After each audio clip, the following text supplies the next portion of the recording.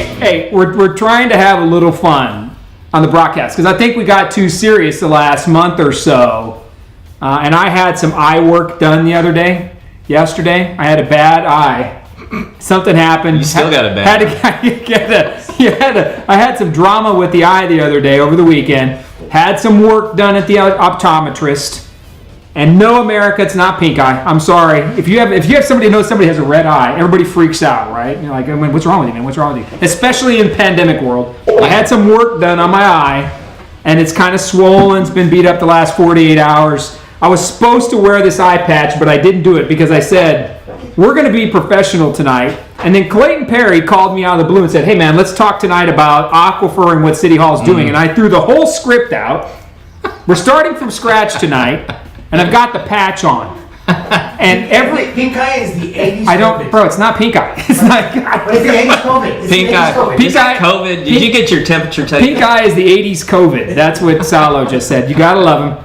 I don't think I'm gonna survive wearing this for much longer because it is really weird. Now I know I look like Dan Crenshaw. I understand that I am Dan Crenshaw. You probably think I'm a Navy SEAL, former Navy SEAL. No. I was in the Air Force. You were in the Air Force. Yeah, go Air Force. Yeah, I'm not a Navy SEAL jumping out of aircraft, and I think this is actually beginning to completely fall over my eye. This is not how it's supposed to be. But my wife is probably already texting me on the phone saying, "Stop acting like a knucklehead." But this is the eye patch world. There, I'll take it out right there. You can see I had some work done on the eye, so I'm a little focused today. We had a game plan coming into the big show. But like I said, Clayton Perry reached out, and we're going to have some conversations tonight about City Hall. We are thankful you are here. I'm going to take off the eye patch so that my wife does not make fun of me. I was going to make a bunch of Ron Nuremberg jokes saying, Ron. No, that's dumb. You were going to. Yeah, I was going to. I was going to be like, matey, Ron Nuremberg. No. Look at Justin. Give me your game, One-Eyed Willie. Ready with One-Eyed Willie. My goodness. Somebody called me One-Eyed Willie. Justin Holland gets a broadcast hacked. Yeah. Justin, I need to find you, brother. Aside from the fact you made a One-Eyed Willie joke about the Goonies, we still love you. All right, look, we're having too much fun. Now it's time to bring the A game and have some conversations about all things City Hall. Forgive my eye. I'm on the zone. I've got my soda. I've got my friend Clayton Perry here. We are going to talk about what's happening at City Hall and the things you need to know about. So share your thoughts in the comments. Let us know. You got questions. Mention them. Ask them, and we'll do our best. It could be about any topic at City Hall, period. We have an insider here. Former insider.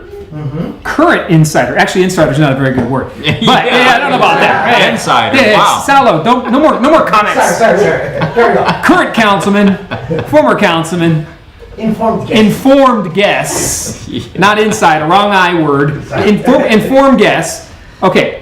We're going to talk tonight about a slew of items. Really, we're going to hit the key points that's happening this week with votes on Aquifer, what's happening on our city budget. There's a lot coming our way we're going to dig into in a second. But as always, we want to thank our sponsors up front who keep the show going and allow me to buy the Hooters and the wings in the before party of our broadcast. Thank you to Align Mortgage of Texas, the number one VA lender in the state of Texas, soon to be the nation, going national, Align Mortgage of Texas, and the trio, the three men running the show here, Chris Cano, Tony Diaz, and Cody Cataskill. We thank you for allowing us to use this facility. We appreciate you and everything you do to serve our veterans, like old man Clayton Perry here, himself a user of the VA loan, and myself, soon to be old man Greg Brockhouse, VA loan user. But veterans in our city, the opportunity to own a piece of the land that they have served and oftentimes put everything on the line to defend. The VA loan is one of the greatest benefits a military member can get, and a veteran must exercise and use it. When less than 20% use their VA loan, we've got problems in this country. Align Mortgage of Texas has more knowledge, more information that they're willing to share to educate you, right? The potential homeowner, right? You owning and buying a piece of land, putting a house on that, calling something your home. Align Mortgage of Texas will take care of you. Reach out to them, Align Mortgage. Look them up on Facebook and on you can Google them and they'll be there. But thank you to Chris for always supporting us and being there. We appreciate you. AAA Garcia Bell Bonds. We love Louis Garcia. You know Louis Garcia. Both he and Steph. Our bearded friend from AAA Garcia Bell Bonds. We love you, Louis. We are. You know what? We have committed to him that we're going to fix that logo. The open handcuffs. Open handcuffs, that's what Louis does. He gets those handcuffs open. Those handcuffs, no. 2 ways to get out of the Bexar County Jail. Louis Garcia, and they let you out by accident. So, you can guess maybe you could get accidentally released, but chances are you can use AAA Garcia Bell Bonds. He always helps us out, supports us and gives us the resources to continue to bring the show. Louis, we love you, family-owned business. If you get rung up, give the man a call. You are innocent until proven guilty unless you are a Republican.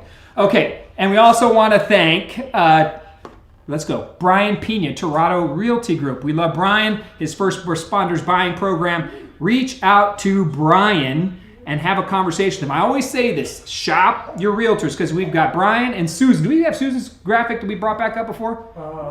By Licky. Susan by Licky, we didn't bring that one up? No. All right, we're going to make sure we take care of Susan as well. We'll put that one up on the page. We had it last week. Remember, she was a new sponsor. Susan with eXp Realty. I'm going to put her information up on a separate post a little later today. We got to bring that graphic back up, but Miss Bielicki also helps us out. She's a, did you find her? Oh, no, still Brian. Yes, I did. You did find her. Hold on, put it up there. Second. Hold on. This is for Ray Rodriguez. This is Ray's daughter.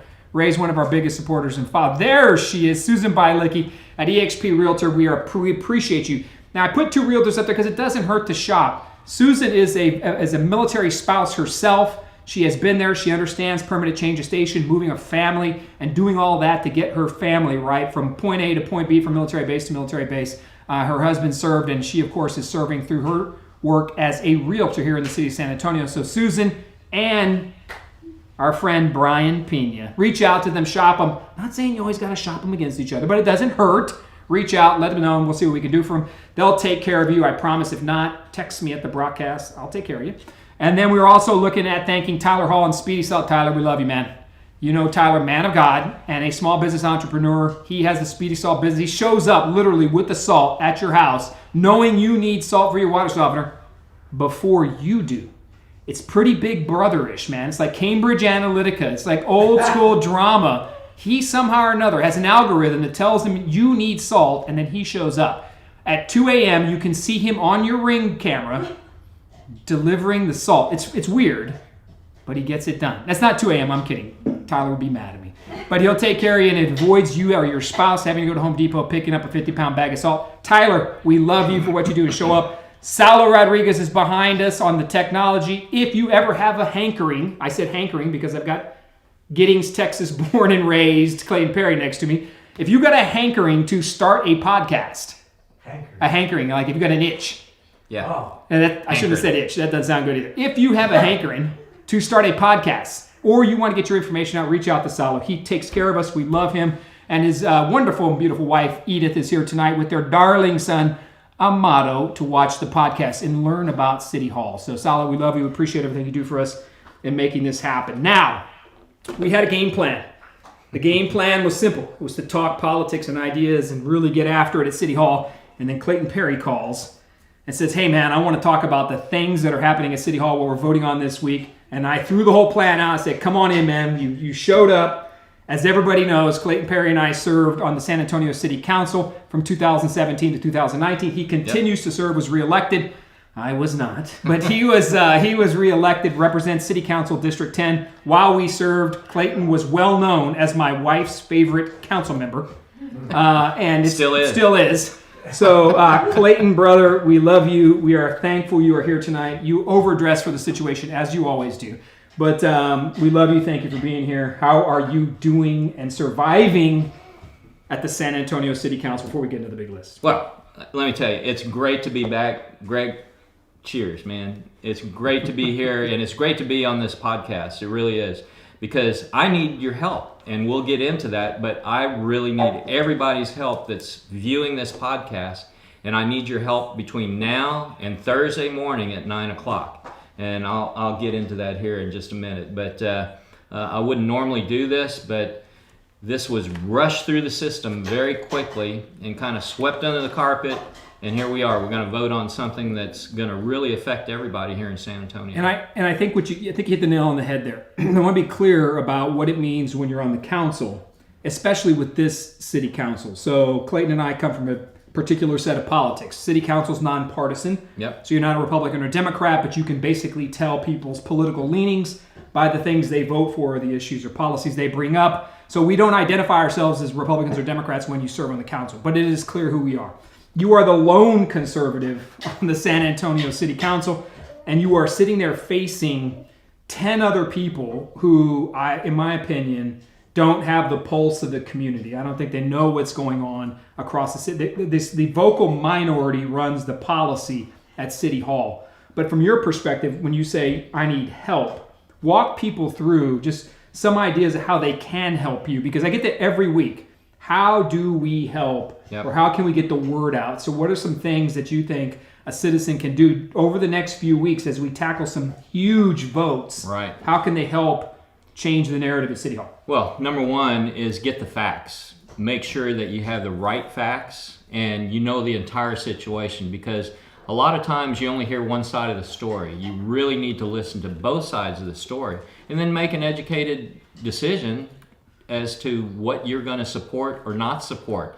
And that's part of the issue, is figuring all that stuff out. And you really have to listen to the nuances of things that are being put out there. And I'd be happy to talk with anybody. I hope we talk about a lot of it tonight, or I'll come back and talk about other things, particularly on this November ballot. There's going to be 3 ballot initiatives that's going to affect everybody here in San Antonio, and you need to be aware of that, but you also need to know the background of each one of those ballot initiatives. What does that really mean? And instead of just, it's an 8-cent sales tax that, everybody pays it and it's kind of spread across the community, and any visitors that come here to San Antonio, anybody that spends $1 is going to be paying an 8-cent for pre-K for SA, this workforce development, and the future VIA. So every dollar that's spent gets an 8 cent, and it really works out to about $40 million a year in those 3 buckets. But what I really wanted to focus on tonight is an issue that I need your help on. I'll need your help on those other issues, and I can tell you now, and I said it today at a luncheon, I'm voting against all 3 of them. And I think I have very good rationale why I'm going to vote against those. And I really need you, the people you know, the people that you're related to, everybody to reach out to your council person, whoever that is, and the mayor, saying, we don't want you to do this, or we don't want you to do that, and make your voices heard. We get so many, I can tell you, I got over 1,000 emails, pure emails from the group that wants to defund the police. And let me tell you, that's still a possibility in this budget. We're voting on the budget Thursday, but there's still some undercurrents of, should we defund the police? $100 million, $150 million. What's that going to do to our police department? So that's still very much on the table, and that's what worries me. But everybody needs to keep pressing their council folks on what your priority is. If it's defund the police, great. You know what I told everybody when they were talking about defunding the police? I said, my district wants more police out there. So I tell you what, you other districts out there, you want to defund, you want to get rid of positions, I want to keep mine. Or better yet, I'll take more here in District 10. So that's the kinds of things that you need to be aware of, and what direction our city council is going in. So let's recap. There are 3 main propositions coming up, and we're going to dig into some of those tonight. And as we talk about those 3 propositions, we also want to talk about what's been kicked off of the ballot and no longer being funded, and that's our aquifer and linear creek trail system. So we will talk about that, and I want to hit the defund police and Chick-fil-A. But on deck at City Hall this week, tomorrow there will be a briefing as well on budget amendments. Mm-hmm. So tomorrow, if you ever want to see anything interesting, at the end of the budget cycle, it gets voted on about the 2nd or 3rd week of September. The fiscal year budget starts October 1st for the city of San Antonio. So they voted about mid-September. And at the end of that budget, there's about roughly, $8-9 million? I don't know this year. This year is about half of that. All right, there's about $4 or $5 million extra dollars left over. And the council members turn into turns into like a Hunger Games environment. It's a free-for-all. It's a free-for-all to get this $5 million or so. Last year it was 10, the year before that it was 9. And council members submit projects that they'd like to have done. And tomorrow at 2 o'clock, you can watch that on a live video conference as the city council attempts to debate who gets this $4 million. It's the most ridiculous thing you've ever seen. And everybody pitches in a project, and usually people like me and Clayton get denied. And then the special project, this is true story. That's brutal. Yeah, and then the special projects go to other areas in the city. Different council people who were in the favor at the time. That's tomorrow too. But on Thursday, we are voting on the fiscal year 2021 budget. That's everything from the taxation rates all the way down to the municipal budget itself in whole. It gets passed.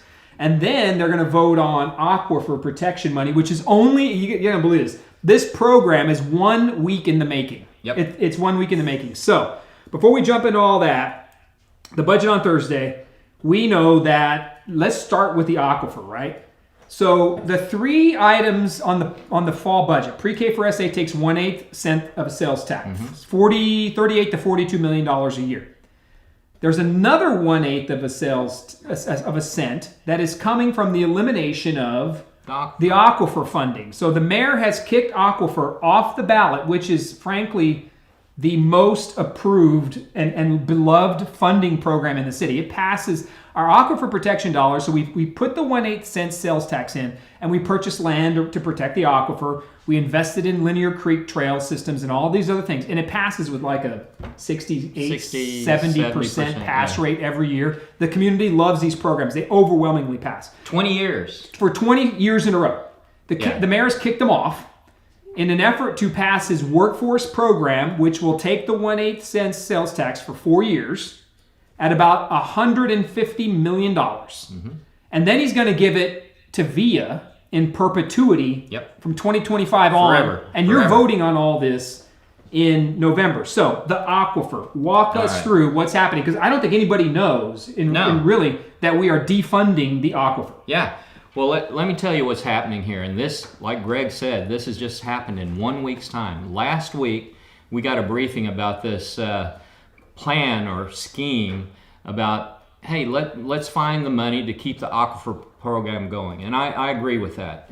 But what they have done is, since there's no room on November's ballot to do the 1/8 cent sales tax for the aquifer, what we've been doing for 20 years, we're now going to take that and fund it from our city general fund. So who of you out there really wants to see less services that the city provides? Less street maintenance, less park maintenance, less drainage improvements, less police, less fire. All of that stuff comes out of our general fund.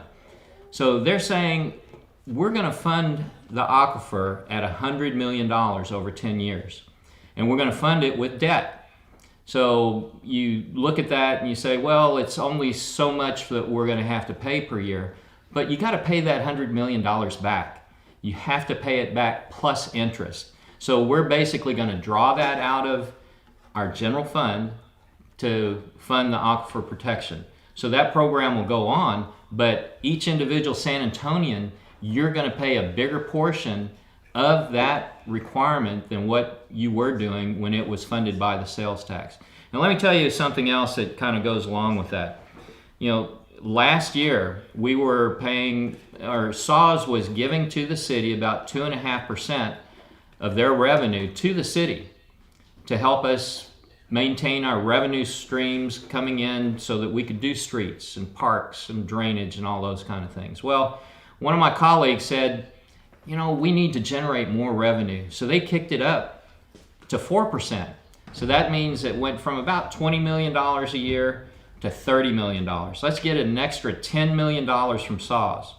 So I voted against that because SAWS does their budget based on their requirements, and they shouldn't have to be kicking in more money to the city to operate the city. That's not right, because I actually looked Mr. Puente right in the eye during a city council meeting saying, is this going to result in an increase in our water rates?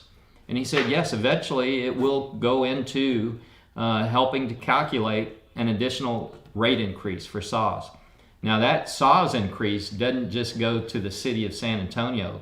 SAWS covers a much larger region. And so that all is going to go into additional water rates, higher water bills for everybody because of this. So now the city is saying, well, we don't need that additional $10 million anymore for our budgets. And that's really strange, since we had a $200 million shortfall in this year, and we're going to have a shortfall next year. But we don't need that $10 million. We're going to now divert that extra percentage, or that extra $10 million a year, to the Aquifer Protection Program. So I hope I laid that out for you, that we're taking the additional percentage that we kicked up, I voted against that, to SAWS to give us more money. And now we're saying we don't need that. We'll pay the aquifer fee for that. Well, they're playing word games. Let's be very clear. Someone said right now water rates are already outrageous. Yes, they are. I don't know a soul whose water rates haven't drastically increased over the last 4 years. Mine has too. You and I have consistently voted when we were on the council. We consistently voted against SAWS rate increases. But all the water rates are increasing. And now we're taking portions of those dollars in general fund money to now pay for the aquifer program, right? And then it's a reduced amount. So the original aquifer program was drawing down that 1/8 of a cent. Yep. And it's been reauthorized, like we said, multiple times. Now, here's what the deal is. And people need to follow the money trail here. The mayor's got a series of pet projects he wants to pass because he wants to get promoted. Maybe he thinks he can be governor, or maybe he thinks Joe Biden's going to win. He's going to get himself in the White House as some sort of cabinet member. Who knows what's up in Ron Nuremberg's head? But he knows he cannot fund any of his projects anymore because they've spent every other dollar with tax resources. So he kicks the aquifer off. And to give you some history, water used to be Ron Nuremberg's number one item. That and taking care of bats out of the Brecken Bat Cave. Like, that's what made Ron Nuremberg famous, right? He was like the water guy. So now he says, look, I got to pass this workforce program. And he literally said, on his recorded, verbatim said, that he is passing this, like this program could be a national model for the country. Well, who cares if it's a national model for the country? We're not in the business of doing things so that the rest of the country gets saved. We got to take care of San Antonio first, here or there. But you know where his initiative is. He wants to get promoted. He wants to move up. So he has no money. So he kicks the water programs, again, overwhelmingly approved for 20 years. And I got to tell you this. When you talk about creekways and linear creeks and trailheads and all these other things, in a pandemic environment, when close proximity to people is discouraged, we need parks and linear creeks now more than ever. Because people are able to go out on those linear creeks and that trail system with their family and spend time out of their house, and it's safe, there's social distancing, all these things. The creek trail system is huge. I wasn't always a big supporter of it. Yeah. But with this environment that we're in, I have become that. Now the water, I got to tell you, screwing with our main water source and the funding for that. So we're cutting that funding by about 25%, at least, if not higher. Excuse me, probably 75% because we're doing $100 million over 10 years. Yep. And before it was getting upwards of 15 to 30 million every year. So the drastic cut should scare people in protection of our prime water source, the Edwards Aquifer. Now you can say, hey man, we're bringing in Vista Ridge water. Oh, God bless us. Well, that's some expensive water that we're having to sell off because we're not using it all, and that's why your SAWS rates have gone up. But isn't this a shell game where Ron has now kicked off the linear creeks and the aquifer program because he wants to do something for himself, which is workforce? Yeah, great point. And I want to expand on that a little bit more. You know, I've been talking about the aquifer protection this whole time, and you just mentioned the linear creekways. We haven't even discussed that. What's going to happen to that? And we have almost connected all around San Antonio this creekway system. That's not even part of this proposal. It's something separate. And the mayor came out saying, well, the county's going to take care of that. No. The county has not agreed to that. You can't find any county official that will say anything about that at this point. And not only that, but let's say the county does turn around and say, we're gonna pick up the creekway projects and complete the creekway around San Antonio. Where does the county get their money from? Boom. You and me. Yes. You're paying for the county taxes just like everybody else. Yep. And guess what? What are they going to have to decrease on their budgets to now fund the creekway system? So you're getting the double whammy here in San Antonio. You're getting a whammy from San Antonio City by decreasing our services in the general fund. Plus, you're going to get the double whammy from the county if they decide to even pick it up, that they're going to finish the creekway trails. That's a great point. I got to make sure people understand that point because you just made a point that I actually didn't have in my notes right here. Solid. Thank you for saying this. Yeah. just because they tell you they're kicking the taxes over to the county doesn't miraculously mean it's not free money. It's not folks. free money. It's not free money. Like you're I mean, well, the county's going to pick it up. No, the taxpayer is going to pick them up, and they are going to be paid for by the taxpayer. Folks, I can't be any more clear about what Ron Nirenberg and his people are trying to do. These are tax increases. That 100%. They're going to tell you, right, the old cronies, due respect to the cronies, but I'm going to call them out. Henry Cisneros, Julian Castro, right? These has-beens that are 20 or 30 years ago in the making, right? 10 years ago, they're in charge of it. Now they're back. The city has passed you by, Henry Cisneros. We appreciate what you've done, but you are yesterday's news. We don't need you telling us how to spend our money today. Julian Castro abandoned San Antonio to run for president, and he did get 1%. We want to give him the credit for the 1% he got.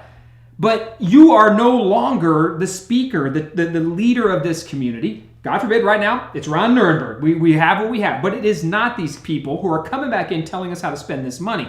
And it does not reflect who we are as a city right now. But Henry and these other cronies that are listed on these programs, they are saying there are no new taxes. It's absolutely false. Pre-K for SA is a reauthorization. Yep. So you're going to vote to reauthorize Pre-K for SA, its sales tax in November for the next 8 years. Is that right? Is it 8 years? Yeah, I think it's something like that. 8 years at $40 million a year, Pre-K for SA. The other two are new taxes. Workforce education, 1/8 cent sales tax for 4 years. And then they want to vote to give via that money forever. Let me be clear on that. Forever. That's what you're voting on. Yeah. These are new taxes because they do not currently exist. So you're voting for new taxes, and then you are taking and dumping the aquifer, that's our number one water source, and has been since, I don't know, man. Forever. Since 1718? Yeah.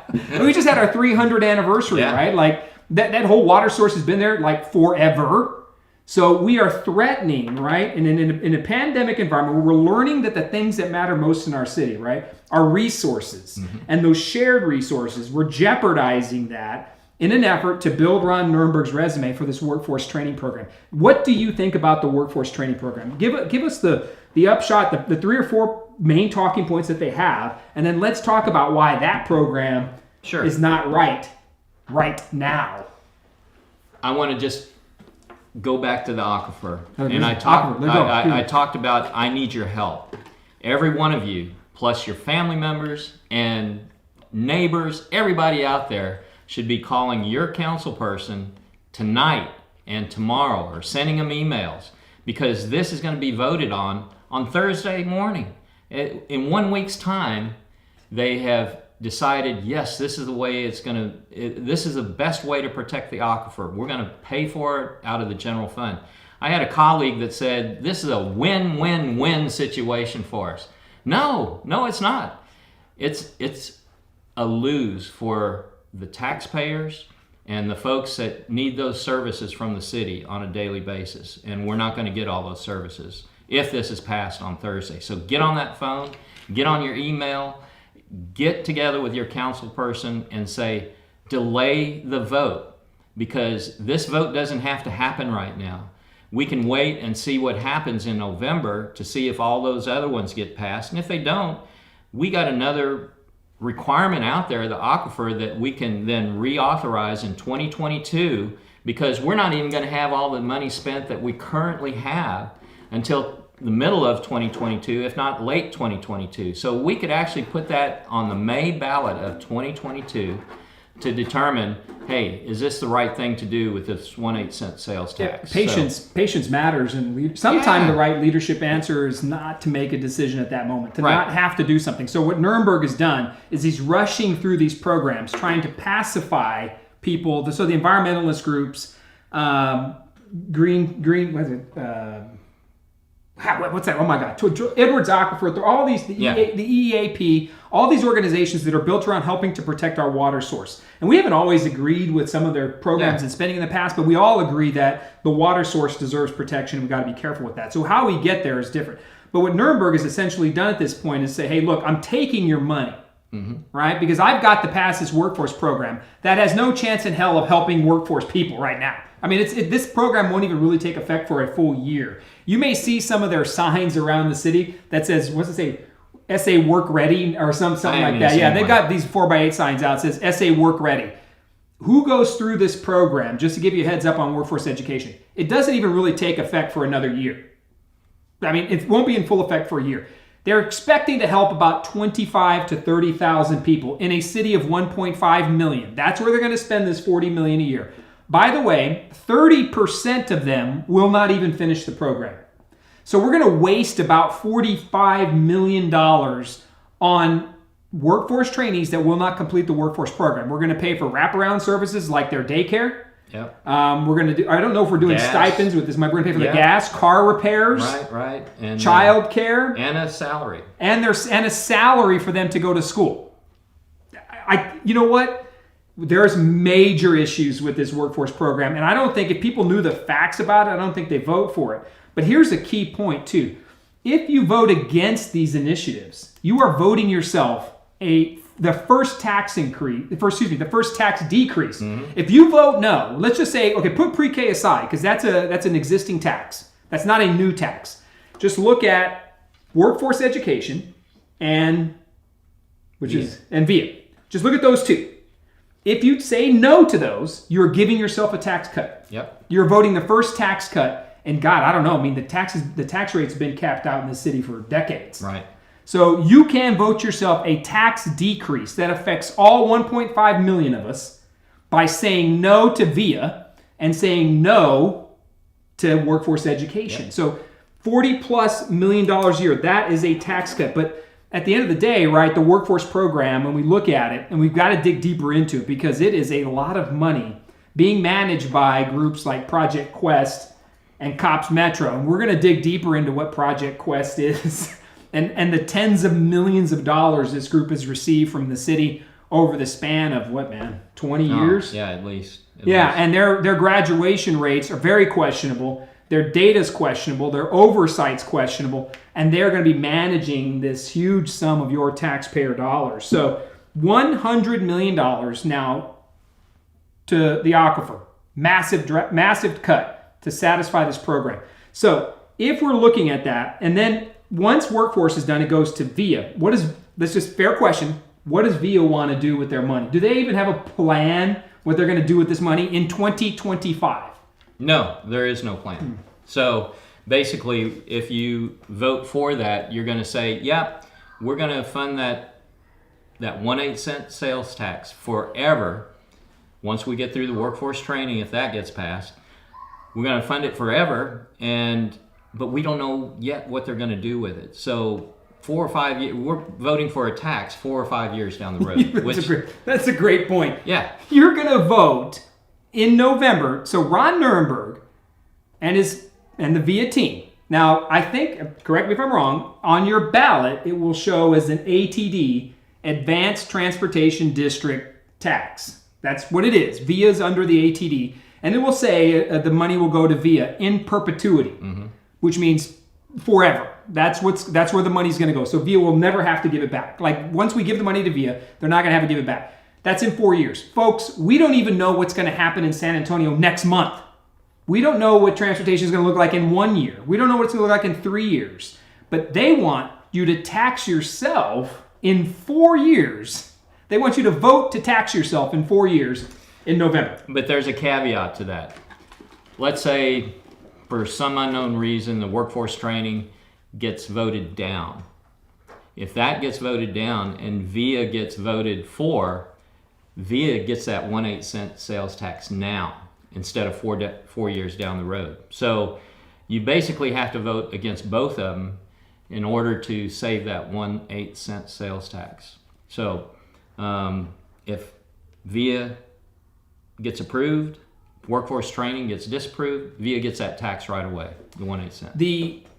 Well, that's a good point. Yeah. And I've been a supporter of VIA. I mean, I think we have to have a public transportation system that serves our community. Too. And they have done an excellent job. They have. And with the resources that they have, they're the best run public transport system here in Texas, and everybody acknowledges that. Do they need the extra revenue? Well, I haven't seen what they need the extra revenue for. That's the whole point. And what's the innovations that they could bring to the table instead of seeing these massive empty buses going around this city all the time, tearing up our streets? And if you believe VIA, right? If you're VIA, and the reason VIA got kicked, let's be honest here. So Ron Nuremberg has done two important things here. He kicked off the aquifer, which just by the sheer virtue of the votes, is a beloved program protecting our aquifer system and the linear creek trails. He said, screw that, you're off the ballot. And now he's trying to pacify him with the payoff over here of $100 million over 10 years. Okay, fine. And then he tells VIA, right? So if you were reading the paper and you were following the news, VIA wanted to call the vote now. Yep. Ron didn't like that. So Ron Nuremberg says, no. The transportation, no, you go 4 years later because I need this signature project for my resume. That's what's happening here. Me and my cronies, right? We need to fill out my resume, and I need this possible national model program so that I can say I'm the first to put this program out here and get this thing passed. So VIA, screw you, go to 2025. That's what he did. He told two separate programs to piss off in anticipation of passing his own poorly thought out workforce education plan. Now, the problem with that is transportation is needed now. So you can't run around saying, hey, workforce education. Folks, the people that are being targeted with the workforce education are the people who need VIA. They are. Yeah. How do you get to the school systems? How do you get to the workforce education locations? How do people move around who we are targeting with these workforce dollars? They do it with VIA. Yep. So you're not going to fund VIA, and because you don't have the courage to try to get out there and fight for it, and then VIA capitulated. I'm sorry. They rolled over like a dead fish and said, hey, no, we're not going to do it. Fine, Mayor. We'll go to 2025 because you're so powerful, Ron. Right? And they go to 2025. VIA, if you had the courage, I would say, I don't know how you feel about it, go to the ballot now. Yeah. Ask the people. That was an option. But they chose not to look, and the thing about city council is once you get elected, right, a lot of the people in the business community and all these leaders, they don't want to piss off City Hall, so they shut up, they hop on the positive train, they give $1,000 to the mayor, they shut up, they don't say what they really think. And VIA is super guilty of this right now. Like if you believed in your program, VIA, if you believed in yourself that transportation is that critical, Henry Cisneros, if you believe that transportation, Joaquin, Julian, all these cronies, if you believe that transportation is that critical, have the guts to put it on the ballot and let's go. Why wait? They're waiting to make sure that a fake program, this workforce education program, is there for the resume building project. So VIA, I think, has really got shortchanged on this. The aquifer is the biggest piece. Mm-hmm. So we have to get the word out. So how can we tell people, we got to figure out some mechanism, but how can they get to, you're a council member, how can they get to you? What's the best way so that they can then multiply that and start to send it to other council people to because you're right, the minority, they're really good at shooting out their messages. So it may appear as though the minority's got a lot of juice, and they don't. Because the majority is doing what? Yeah. They're silent. So how do we help, man? How do we get this out? Well, like I said, I have a Facebook page. Just go to sanantonio.gov, and every council person is listed with their email address. Very easy to do. Just click on that email address and send an email. You know, these form emails are okay, but if you personalize these emails and make it your words, that carries a lot more weight than these form emails that go out, from organizations. I'm not saying those don't count either, because everybody is sending those individually, but if you send your own words to your council person and the mayor, that carries a lot of weight, that you're taking the time to write that down and do that. The trick on this whole thing is this has been rushed through the system as fast as it can within 1 week of getting briefed on it initially, and now it's coming to council for a vote. I hadn't had a chance to really go out to my neighbors in District 10 and explain this to get feedback so that I could make an intelligent decision on how to vote on this thing. So I've gone through this whole thing looking at the pros and cons, and I said, no, we should not be decreasing our city services in order to pay for something that is ill-defined, we don't have a good definition on it. And plus, part of that, what the city has approved for the last 20 years is a creekway system. That's left out. That's not even talked about. That's not even on the table at this point. So the best thing at this point, phone calls or emails is the best way that you can get in touch with everybody to make your feelings known about the aquifer. And that's the best way at this point, because it's so late. Or go to the Facebook pages of each one of the council folks. I think everybody has one. I have one, an official Facebook page, and put notes on that. And I actually put the article. If everybody goes to Express News, there's an article in there written by me talking about this whole program, and it lays it out exactly what I was talking about tonight. Read that and send that out. Go to my Facebook page, put comments on that Facebook page where I reprinted that article. And it's late in the day. We got one more day to get that feedback into the council. So on Thursday, they're voting on these things. And most of the time it makes it on the agenda, it's already a foregone conclusion. Although we've seen in the past when the debate starts, sometimes the mayor loses. Yeah. Because here's the truth about how City Hall is set up. Ron Nirenberg doesn't really have a go-to majority. Like, he's not well respected by the peers on the council. He's just not. Like, the council's very fractured. And the alliances kind of tend to shift and move. We've seen mayors in the past, whatever you think about the mayor themselves, that have been able to marshal resources and get things done. And I'll say, Phil Hardberger is a perfect example of that, was able to get these council members together and push an issue. Ron Nirenberg doesn't have that kind of control. And we've seen council get out of control with Ron as mayor, and crazy stuff happens because he lacks the leadership to bring those people together. And to compromise and to figure it out, sometimes to stand your ground. He doesn't make. It's a very interesting dynamic on the council. Chick-fil-A was a good example. Yeah, that's where I was going here in a second. So so we're gonna watch that, right? So don't forget, you have to engage and interact and get out there. And I think going into November, we have to be very vocal. Voting starts in about 30 days, and then the election is on November 3rd. So 2/3 of the city is going to vote early.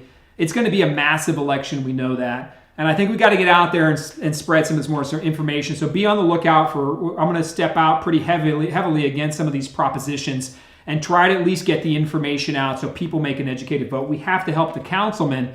And frankly, Councilman Trevino is also with you on this point. Yes. Councilman Trevino from District 1, who we don't see eye to eye with on a lot of stuff. But this item we do. But this item, the both of you voted. Now, Roberto Trevino wants to spend the money somewhere else. Right. We get that. But his point was, this is rushed, it doesn't make sense, and we're shortchanging core items of our city. The aquifer protection, whatever you think about it, is a core service. The protection of our water source is about as important as you can get, and Vista Ridge isn't the answer for that, because ultimately that's not a very cost-effective use of our taxpayer dollars. Vista Ridge has proven to be a boondoggle. $3 billion. $3 billion, it's embarrassing. So the aquifer piece, you have to protect that. And you can laugh and say, man, what is Perry and Brockhouse talking about? We're not known as the environmentalists on city council, but we are known as, at least as the people in Clayton's very well known, because this is one of his favorite sayings. Where's my ROI? Where's the return on my investment? Give me the statistics and let me make a decision based on what I'm really getting for my dollar. Right. If you hold that true, and this is what I'm going to tell you about what we're voting on in November. Then I want to go to defund, and we want to talk about Chick-fil-A. And we'll wrap up before you. I thought we'd be done in 30 minutes. Clayton and I can go all night on this. We can go on all night on you this. Got the gift of the gab. Bro, you taking over tonight too, man. Normally he's been stealing the thunder, man.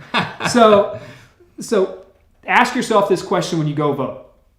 Do you trust City Hall with more tax dollars? Just ask yourself that when you go in the booth. Mm-hmm. Do you trust them with new taxes? And if the answer is yes, hey man, fire away, vote for all three of them, and good luck to you. Do you trust them, and do you think you need a tax cut? We're in the middle of a pandemic. Ron Nirenberg wants to raise your taxes, and that's what he's doing. Now he can say, well, it's existing taxes, because the tax rates are already, it's frozen.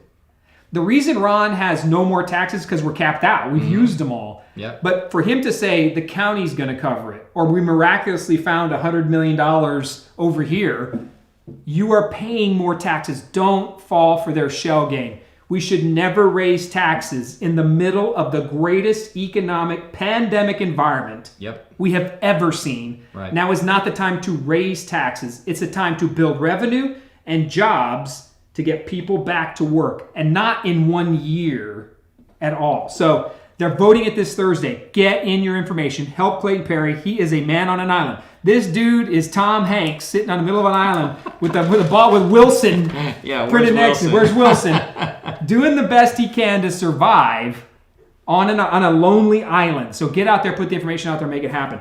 Defund police. They're voting on it this week, Thursday, because they're voting on the full city budget. Somebody earlier, and I won't name him, said that all council members have voted to increase debt and bonds. That's really a short-sighted comment. Somebody who doesn't understand how City Hall works.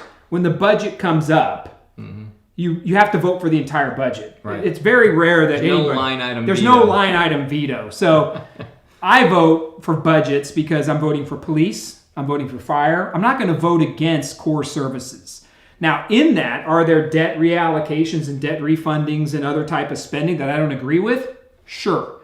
But there's no line item veto. So the person who said in here earlier on the comments, and every council member has voted with Ron and they've all voted to... You don't know what you're talking about. That's not how it works. We don't have line item veto. We have to vote for the budget. We must support police and fire, streets and sidewalks. To vote against that is egregious. You cannot vote against the budget. And you can't, if it's so wholly ridiculous, you can fight for it, but ultimately you can't, but you're going to lose. Support on the vote on. You're going to have to vote for it because it supports your district. Well, let me tell you, there is one caveat that I put on the table. If somebody comes in wanting to take away a lot of money from the police, $100 million, or defunding the police, that I will vote against on this budget. I am not going to support that. I've said that in the past. But there's still forces moving out there to make that happen, to take away a good portion of our police department. And that, who are they? Who's in support of defunding that we know of on the record? Well, I mean... You mean on council right now? On council? Who's talking in favor? We know Roberto is. District 1. He said defund. I'm not going to go down the line. I'll do it. Okay, you do it. I'm not. Perry's got to serve with them, but here's my I have to work with those folks, and I truly try to work with them. But that's why if this kind of thing goes through the system and it comes up for a vote to defund the police, I will vote against this budget. I'm just well played, right Perry. now. Well played. So I'll say it. Roberto Trevino is on the record to defund police. He's already said it. That's not... Now, you can call it reallocating, redefining, policing, whatever you want to call it. Roberto is on the record that he wants to do it. Now, like we've said, we disagree with him. And some things you're with him, and a lot of things we're not. That's how it goes.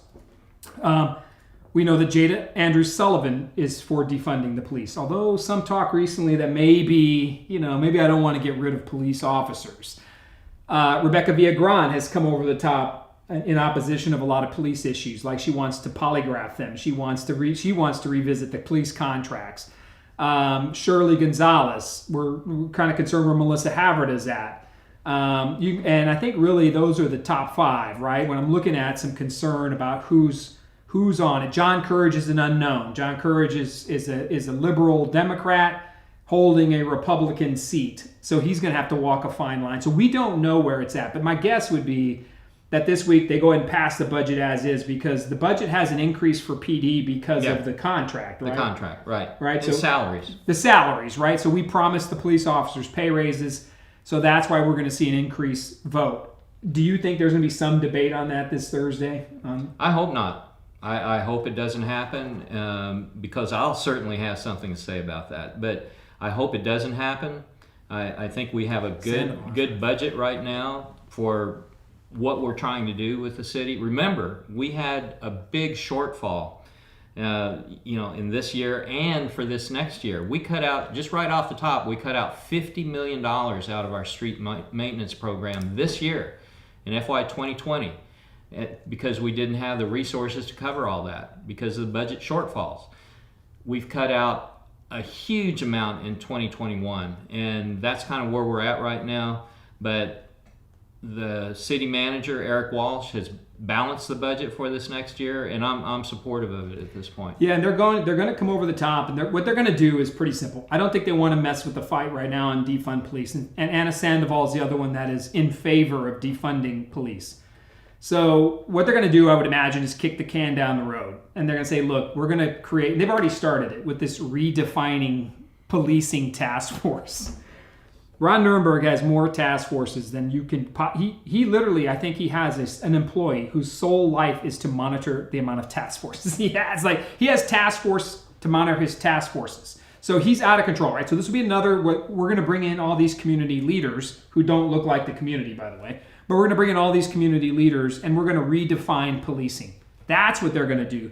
There will probably be some council members complaining about the funding, but I think ultimately the police budget passes. They kick it down the road, and we'll see this because right now there are two petitions flying around to defund the police. Now you're going to say, well, Greg, it doesn't say defund the police on the petition. They want to kill collective bargaining, and they want to eliminate public service. If you remove those two, you're going to defund the police department because there's no longer any contract. Police officers lose pay and benefits. Yep. So we're going to lose police officers by the hundreds with these petitions. So I think we're going to kick this down the road to 2021. And that's going to make May of 21 a huge debate over public safety and where you stand. So, but it's also council and mayor elections in May. Council and mayor elections in May. So you're being pretty clear in favor of defending the police, not defunding. Yes, absolutely. I've held that position this whole time. Yeah, you've been 100% consistent to the point where you had protesters at your house. Yeah. And God forbid that, but they do that again. But you held your ground, and I think you handled that with respect. And you didn't get into a personal fight with them. You didn't get into any of that shit. You just simply said, "Hey, you can believe what you want. I believe what I want." And I think you handled that as better as I don't know if I could have. I probably would have gone out there and barbecued right in front of them or something. But I would have brought out the hibachi, cooked some steaks in front of the protesters. But you, my friend, handled that exceptionally well. So we were proud of you for that. And then Chick-fil-A, we just got to bring this up. So the FAA came over the top and said reinstate Chick-fil-A. There's some debate as to what's actually going to happen. What can you tell us without violating executive privilege? But what can you tell us that happened with that? This whole thing has been a debacle from the very beginning. How the city council could, when they're bringing that contract for approval, carve out one portion of that contract and say we don't want that particular vendor in that contract after city staff worked very hard on putting together the evaluation process and coming up with their recommendation to the whole city council.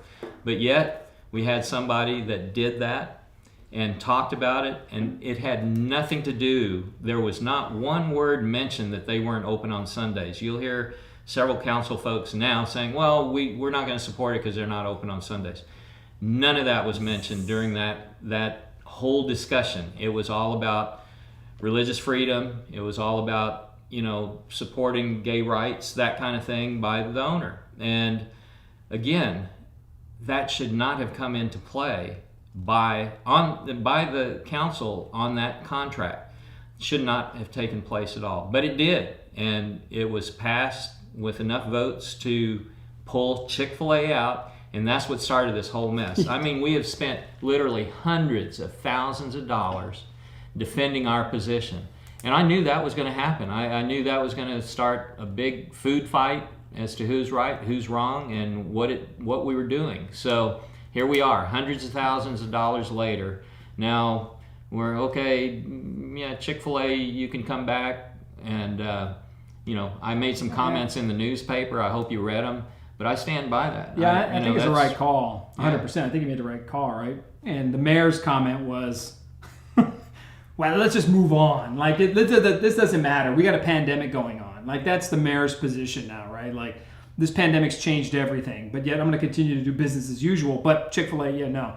And people, I think, they lose the sight of the religious freedom argument in that. But that's one piece of it. The way it was handled that day was really terrible. It was. But and people were excluded and held to a different standard. At the end of the day, that was it. But the FAA, again, we're waiting on more clarification from this, has said that Chick-fil-A should be offered a contract that it was not appropriate for the city to eliminate them based on how we handled that. Now, that'll play itself out over time, but I've heard that Chick-fil-A is like, forget this. We're not even going to go to the San Antonio airport. So that is a huge item. We'll keep tracking it and watching it. But to me, it speaks to what the council really is. And they brag about being the most progressive liberal council in the history of San Antonio, and that's fine. I mean, they have the votes. But at the end of the day, does that represent what the will of the community is? Right. Because you can get caught in that bubble and make these votes thinking, oh man, I represent the community. And really you were elected by 13% of your district. That's who elected you. Council members get elected by by average, about 5,000 votes can get you elected as a council person. So it's a stretch to say I represent all of the city. But a lot of things are getting cut back and forth. And you learn when you're on the council some of the things, like for instance, take the arts, for instance. Mm-hmm. Arts are losing out big time in the pandemic scenario and situation. And a lot of people, we're not thinking about these things when we think about job creation. The artists in the artistic community, that's both musicians, it's handcrafters, it's clay, it's woodworkers, whatever. The arts are losing.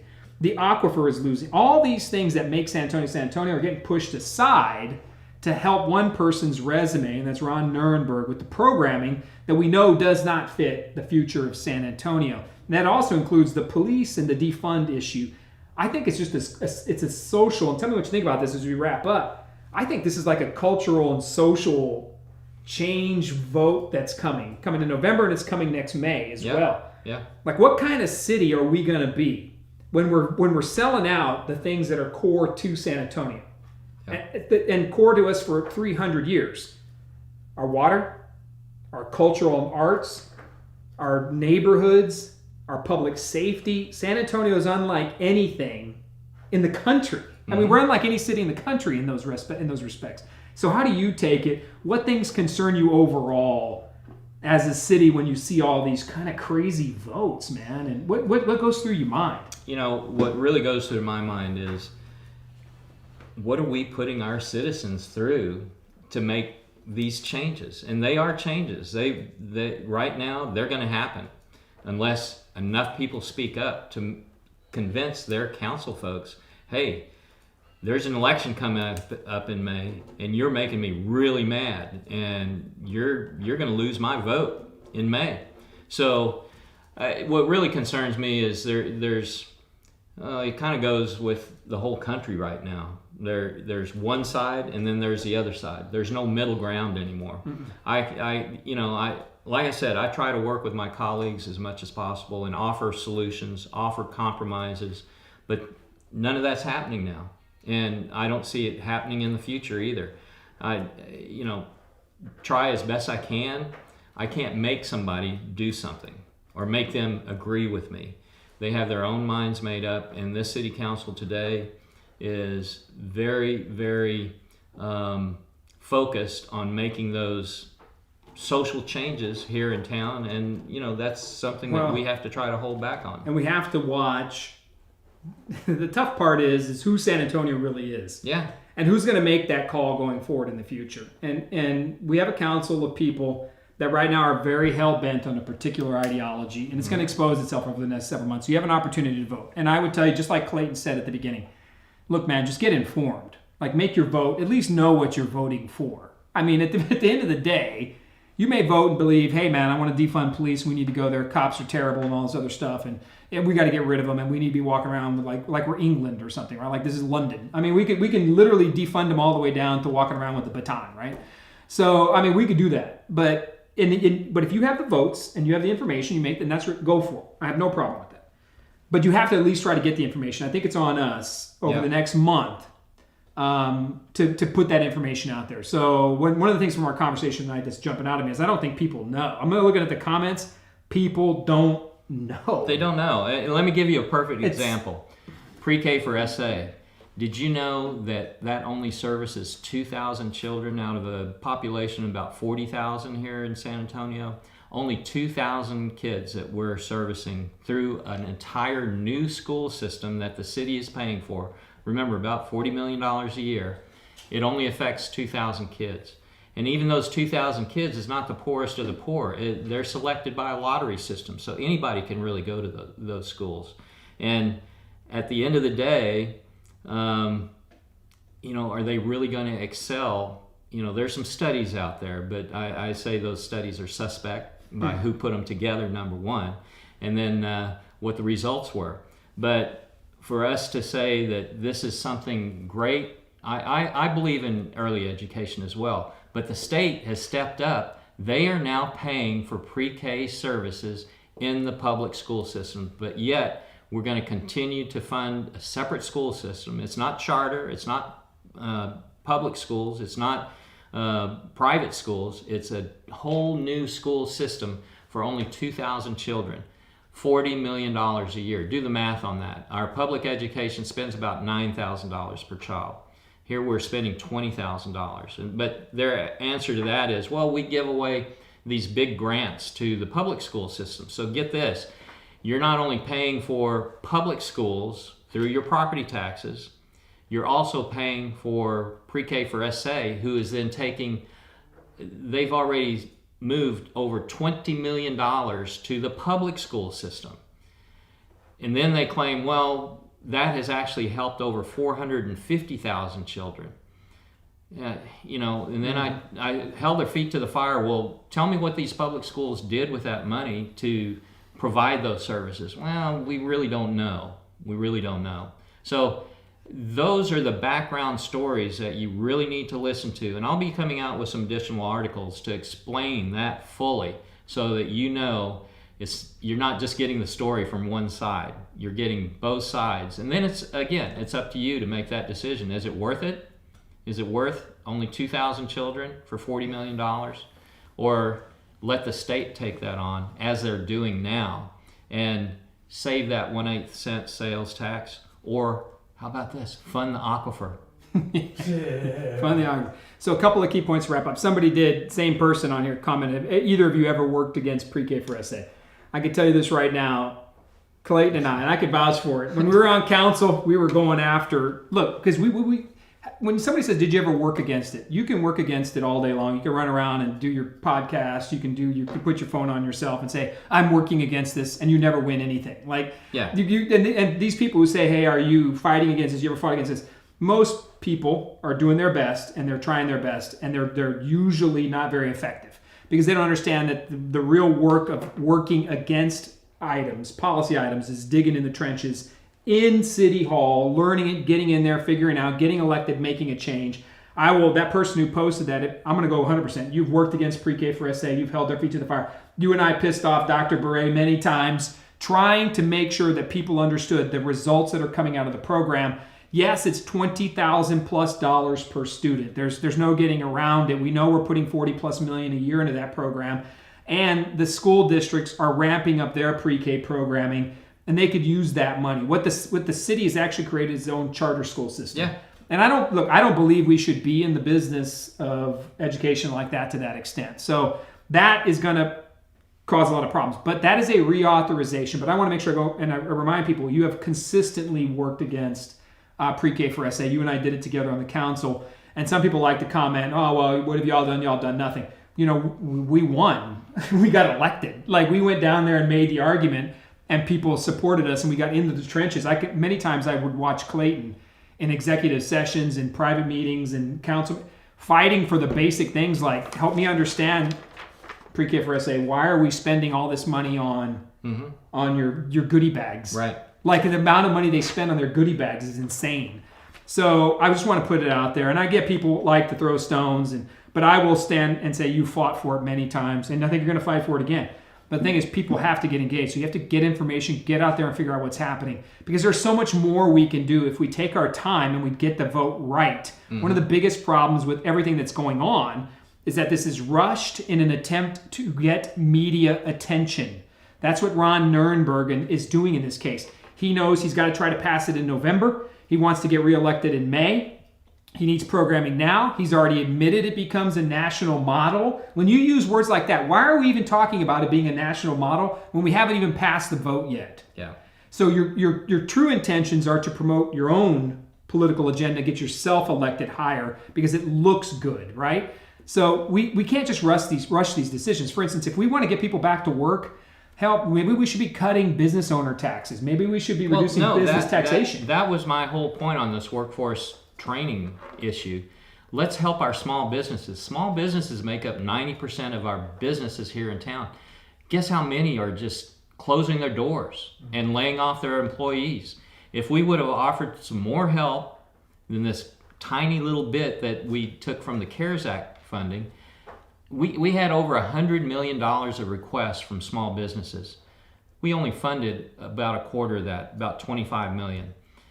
There's many more requirements out there. If we would look at it saying, let's help our businesses to stay open, give them grants, that kind of thing, keep their doors open, they would rehire their employees so that we don't have to instead give them money for them to sit at home or try to retrain them in a new job that they may or may not even make it through, or once they get retrained, they move to Austin or some other place that offers higher salaries. So, all of this, there's so many holes in this program.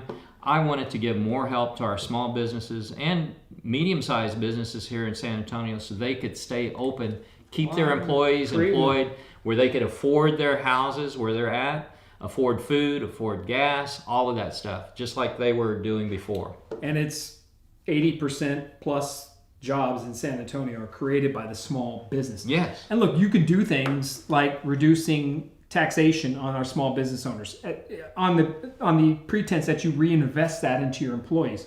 You want to cut their taxation. You want to work with SAWS and CPS Energy to reduce their SAWS and CPS Energy rates. There are so many more things we can do to spur small business growth and in turn hire people now. Right. You have not 2 or 4 not years 2 down. or 4 years down the road. People are struggling now. So we get but they say, well, they're not the tech jobs of the future. They're not the big jobs we want. People, San Antonio is a hard-working community and city. Whether you are painting a mural for a living, or you're over here working in a restaurant, or you're starting up your own small business landscape, or whatever the hell it is you're doing, San Antonio is a small business, break your back, bootstrap community, right? And we are leveraging our future in an effort to build a resume and to turn around and debunk and get rid of core items that we have voted overwhelmingly to approve for years. Yeah. And look, you grow as your time on council. I've watched you grow as a leader in your belief system, and I change some views on different things. Everything, when you vote on things you don't understand, like when you get on the council, you don't understand that, like I didn't know jack crap about the arts community too much. I had no idea on half of it, but you sit down and you learn and you recognize these are people's careers. Like these are their jobs. Yep. If you're involved in water and environmentalism and protection system like that, that's your job and your career. There are many ways to earn a living in our city, and I think what we're doing with these programs right now, the spending, is we're shortchanging in an effort to do something now. Like I got to do something. If this is Ron, they're all staring at each other. We got to do something right now. We got to do something right now. We got to get this in. Elections are next May. We got to do something now so that the rest of the country. Ron Nuremberg, another thing Ron said was, we're the first in the nation to put an item on the ballot. Who cares? Like, who cares? You're raising taxes in the middle of a pandemic for items we don't need the money in. I'd rather, if I'm going to raise taxes or I'm going to put people to pay more, I'm putting them back into small business then. And maybe I tell the small business owner, hey, look, man, pay benefits. If you want tax breaks and stuff, small business, do some paid sick leave. Give somebody 10 hours a month, 20 hours a year paid sick leave. And we'll cut your taxes bare bones. I mean, there's ways to negotiate and bring all these items together, but they're not doing this. They're just doing these programs to help. And if you don't get informed, I think you're wasting your vote. And if you stay home, you're doing a positive for whichever side you're opposed to. Like, not voting in this environment is going to be terrible. Yep. So we're about near the end of it. I'll give you a minute here to wrap up and thank people, but we appreciate you being here, man. It is like the lonely road, dude. Like, I thought one of the bad things about when I ran for mayor and I didn't win, God, 1 point. But, I got in that fight, and one of the bad things about losing was that you can't be on the council any longer. You can't run for 2 seats, and I miss serving with you because I think one of the things, and we didn't agree on everything, even ourselves, we went back and forth on a few items that, well, frankly, I was wrong on. that you were. I keep reminding about he was right on them, I was wrong, I'll admit. But, one of those things that sucks is not being able to help you out. Yeah. Be down there. So we have to help from the outside. Yes. So we want to thank everybody for listening. I'm going to let Clayton wrap it up. But thank you. We'll be back next week. Be prepared. I'm going to come out in a very vocal way on these propositions. It's time we speak up. Look, I may have $4,000 in my name to the campaign, and they have $400,000. But what we can do is at least put information out there. And let's make an argument. Let's stand against the system and say we can do better by sometimes being smart and deliberate, not rushed and chaotic. If we can do that, I think we got good things going. I'll leave you the final word. We appreciate you, brother. Thank you for being here. What do you need? What are you hoping for? 1 minute, and then Salo will shut you down. I said this at the very beginning. I need your help. If you're okay with rushing this aquifer protection through the system in 1 week's time, $100 million that we're going to spend over 10 years that is coming out of our general fund, fine. Go ahead and don't get in touch with your councilman. But if you're concerned about that, saying, hey, there's no need to rush this, let's wait until after the November election to see where the dust settles with that. Get with your council person and the mayor. Let them know. I mean, this is the last ditch hope that I have because this has happened so fast. Otherwise, I would have go to the Express News, read that article in there, and see how it's all laid out for you. And again, if you don't agree with that, fine. I don't have a problem with that. But get educated, read it very closely, and then listen to the other side because you'll certainly hear something from the other side. But I don't think you will because, again, this has been rushed through the system in 1 week's time. And I think they were hoping to get this done under the rug, get it voted on, and levy that additional tax on you, the taxpayer here, instead of working to see if there are any other methods that we could protect our aquifer, which is our biggest supply of water here in San Antonio. So that's what I'm asking for. If you don't want to participate, if you don't want to get involved, that's fine. But I will say that if you don't, you're doing yourself and the rest of our neighbors in this city a disservice because being involved in this is going to affect you more than voting for a national election.